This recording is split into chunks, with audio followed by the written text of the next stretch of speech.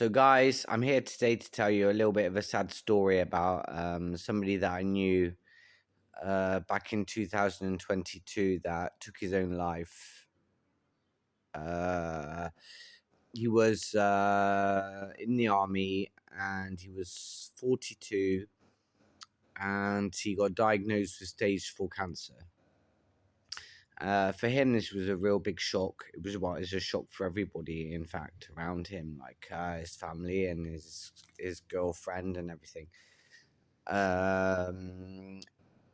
And he did not want to put any strain on his family or to pay for his funeral costs or stare at a light at this on the ceiling of his hospital bed for the rest of his life. So what he did one night is he decided to just get out of the hospital, which was almost like a prison, because they close it all up at night, so like nobody can get in or nobody can get out. But being that he was a very capable soldier, he managed to get out of the prison fairly easily. He got a taxi straight back to his house, picked up a few things, his backpack. His girlfriend wasn't there, so she was not interfering with anything that he did. And he just drove on his motorbike to the closest airport possible and took the first flight that was as close to the sea as possible. Once he was there, he parked his motorbike in the 5-minute parking, just left it there and just went in, ordered a ticket and just waited for his flight to come. And his flight was for the Philippines. So eventually, after lots of time of announcements on over the audio of the airport, they were asking this person to come and get his bike off the thing, and obviously he didn't respond, so he just kept himself as quiet as possible. Eventually he got onto his flight.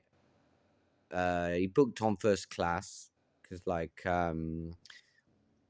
while he wanted it to be like a good experience for his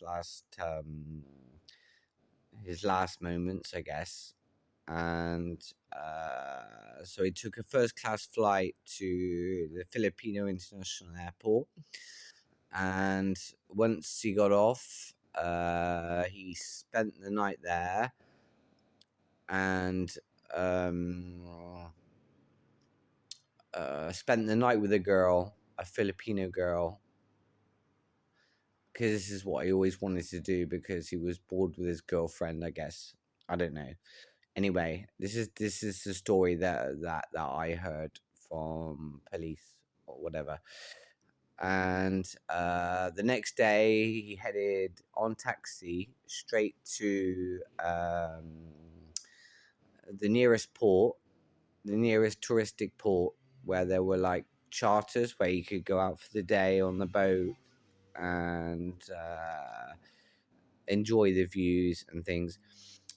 He asked the skipper if he could get on, and he said, no, you have to wait, because there's going to be a lot more people coming on. I'm going to make a lot more money.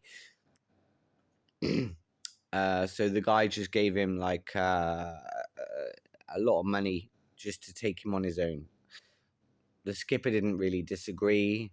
He was quite happy with the amount of money that was offered to him to take him out. And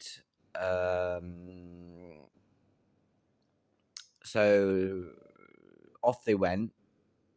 They went out of the port, and they were about a mile and a half out. It was beautiful, soft waves, beautiful day, everything you could hope for on a cruise, I guess. and but there was something a little bit more strange lurking in the background, like with the guy that was on the boat. So basically, what happened was my friend, like I said, he didn't want to. He didn't want to finish his life on a hospital bed. So, and the pilot of the boat like suggested that he sat on the front of the boat on the, I don't know if it's the hull or the stern, I don't know, I can't remember. So that he could enjoy as much as possible. But he insisted that he wanted to stay at the back of the boat, and so the pilot of the boat just let him do what he wanted, and then after a while, he took out my old friend took out a book, started reading it, and at the same time, in his bag, he had a very heavy weight with a chain and a padlock, and he put it round his leg, and basically, being that his girlfriend was very well, she was not good. She was pretty ill, and she was taking a lot of medicine. So he took her medicine, Valium and things like this, and he just overdosed himself on the back of the boat, like completely overdosed himself on Valium and whatever else it was she was taking. I don't know what it was, antidepressants or something. After about 20-30 minutes, like the tablet started taking effect, and he started to lose consciousness.